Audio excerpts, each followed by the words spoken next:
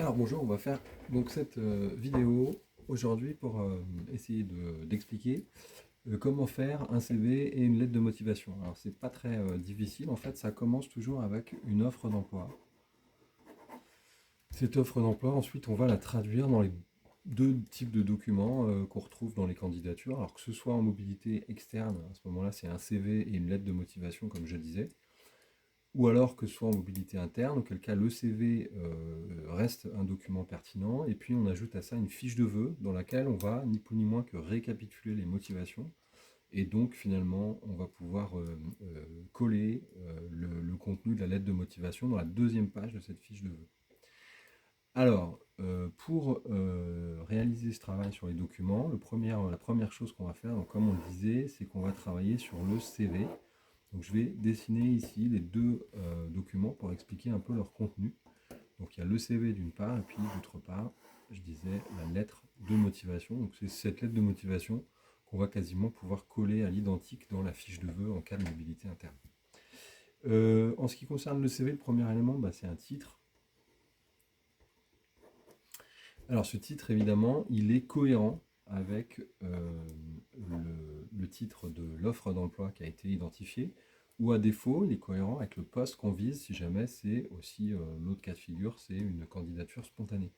Donc ici, il doit y avoir un titre cohérent avec ces éléments-là, c'est-à-dire que d'emblée, dans le sens où il y a un sens de lecture sur ce type de document, évidemment, le recruteur il commence par le haut. D'emblée, il faut que ce premier élément qui est le plus important du CV, le premier en tout cas, il soit cohérent avec le recrutement qu'on est en train de faire. Sinon, le recruteur évidemment peut se dire, bah non, en fait, c'est pas la personne n'est pas bien positionnée sur ce recrutement. À la suite de ce titre, eh bien, on trouve un premier ensemble d'éléments, première boîte, c'est la boîte compétences. Alors, de la même façon, ces compétences qui vont être mises en évidence dans cette boîte, elles sont évidemment cohérentes avec le titre du CV. C'est-à-dire que si on postule sur un poste de chargé de projet, évidemment, il faut que les compétences gestion de projet arrivent tôt dans la liste qui est dressée ici. Il y a aussi l'importance d'un ordre de lecture ici. Ensuite, on va pouvoir trouver une autre boîte qui va porter sur l'expérience professionnelle. Euh, Évidemment, ici, il s'agit de suggestions de présentation. Vous pouvez adopter une autre présentation. L'important, c'est que tous ces éléments soient présents, et idéalement dans un ordre qui respecte cette hiérarchie, c'est-à-dire d'abord les compétences qui permettent tout de suite de donner une information sur la pertinence du CV par rapport à l'offre d'emploi. Ensuite, l'expérience pour pouvoir nourrir en fait cette première perception positive. Donc, dans la bulle expérience, on retrouve deux types. Ici, je vais noter là, le cas où il y a deux expériences, il y en a souvent beaucoup plus. Mais enfin, l'idée, c'est de pouvoir, là, il n'y a plus d'histoire d'ordre qui va permettre de déterminer ce qui est plus important et moins important. Il va falloir, là, par contre, s'appuyer sur l'occupation de l'espace. C'est-à-dire que l'expérience qui est la plus importante, celle qui est le plus en lien, celle qui permettra de dire le plus de choses, elle va prendre plus de place ici. On va pouvoir lui consacrer plus de place dans la boîte en question que l'autre, souvent plus ancienne, celles qui sont les plus antérieures en général, sont un peu plus déconnectées de nos missions actuelles. C'est là en fait où il va juste y avoir une petite ligne pour exprimer, je sais pas quoi, qu'on a fait par exemple, qu'on a eu un poste, qu'on a cueilli des pommes par exemple pendant sa scolarité. Il n'y a pas besoin de le détailler pendant longtemps. Ça peut quand même, à certains moments de son parcours, notamment au début, quand on a peu de choses à proposer, ça peut être quand même intéressant de rappeler ces expériences-là qui peuvent sembler plus triviales après, parce qu'elles permettent de donner un élément sur la régularité d'une présence au travail, le fait d'avoir un certain nombre de savoir-être, voilà, ce genre de choses. Ensuite, une autre boîte qui va s'appeler formation, ou plutôt ici peut-être diplôme. On va distinguer avec la boîte formation.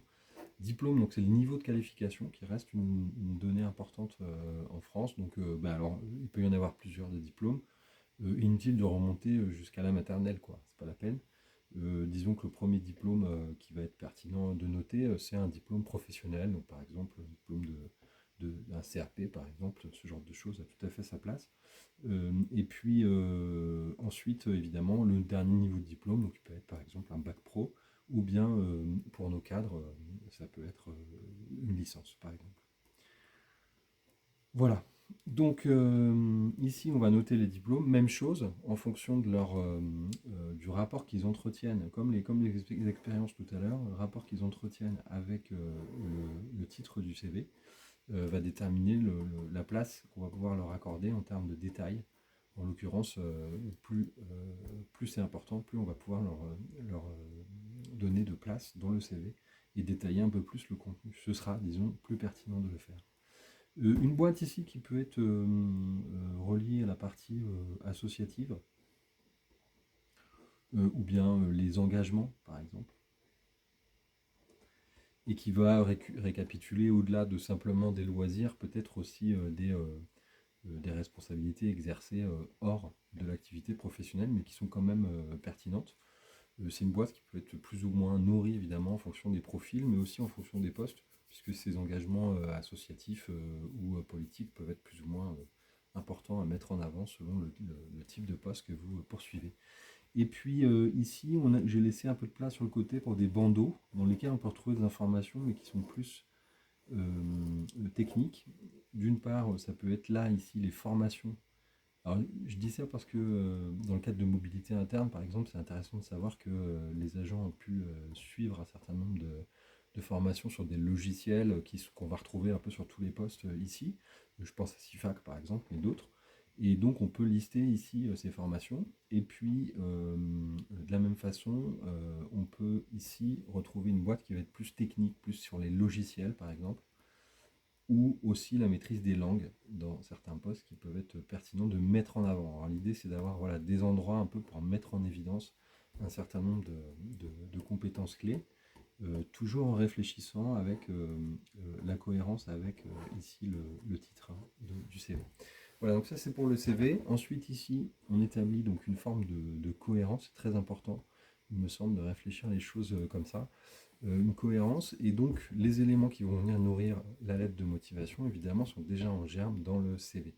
Donc ici, on va pouvoir avoir trois types de paragraphes dans cette lettre de motivation, mais avant tout, on va avoir un objet, et qu'on peut nommer de plusieurs façons. Donc, ça peut être lettre de motivation, mais ça peut être aussi des choses un peu plus à l'actif, disons, comme par exemple une demande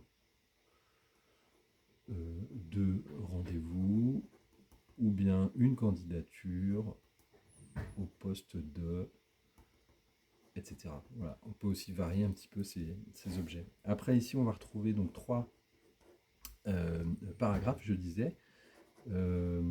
Premier paragraphe, moi. Deuxième paragraphe, nous. Troisième paragraphe, vous. Et puis, l'idée, ça va être d'organiser un peu le contenu, en fait, de ces paragraphes. Donc, premier paragraphe, dans lequel on va trouver des éléments de parcours, et puis des éléments de projet. Donc des éléments de parcours, c'est d'où on vient, et les éléments de projet, c'est où on va. C'est pas toujours le plus facile, en fait, cette définition du projet. Il faut y passer un petit peu de temps à l'avance pour être bien clair, pour répondre à la question qu'est-ce que je veux, en fait, en faisant cette candidature. À quoi cette candidature, elle répond, en fait, dans le cadre de mon projet professionnel. Ici, nous, alors là, deux autres registres de choses. D'abord, des choses autour de l'institution, slash, évidemment, la direction, si jamais il s'agit d'une mobilité interne. Et puis ici, du coup, des éléments autour du poste, plutôt en termes exprimés en termes de mission, par exemple. Et puis, ici, les choses autour de l'institution et de la direction, ça peut être des projets particuliers, un contexte, en fait, qui permettent de caractériser un peu et de situer le projet de recrutement qui a été publié par le service et la direction, et dans lequel, finalement, notre candidature s'insère. Ici, les éléments de mission sont importants, parce que c'est le seul moment, finalement, on donne au recruteur des éléments sur ce qu'on a compris de l'annonce. Donc ça vaut le coup de le soigner. Donc je mets un petit signe attention. Et puis dans le dernier paragraphe, en fait, on va juste venir faire l'articulation l'articulation, donc je disais, entre ces éléments de parcours et de projet qui parlent de nous, et puis les éléments plutôt relatifs au poste et aux missions qui parlent de ce nouveau travail qu'on souhaite réaliser.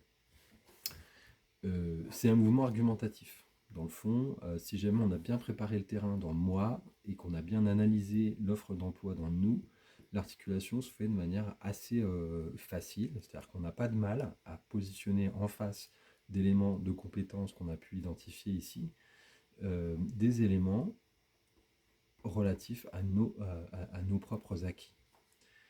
Et puis à la fin de cette lettre, on fait une autre dernière chose, c'est qu'on va récapituler la demande. Ici, on va pouvoir récapituler sa demande. Donc, c'est pourquoi. Alors, soit selon ce que vous avez dit au début, je sollicite un rendez-vous, soit je propose ma candidature au poste 2. Voilà. Ok, tous ces éléments-là, évidemment, se permettent de préparer quelque chose. Dans la suite, c'est l'entretien de recrutement, pour lequel, évidemment, le fait d'avoir travaillé ce premier paragraphe, moi, ça permet de préparer quelque chose qui est la présentation, dans laquelle j'ai un standard de ce type d'entretien, on demande toujours une présentation au début. Et puis, ensuite, ça permet aussi de préparer des questions, de faire ce petit travail d'analyse sur l'annonce et l'institution, des questions pour mieux cerner le poste, mais aussi pour manifester son intérêt. Ne négligeons pas cette partie.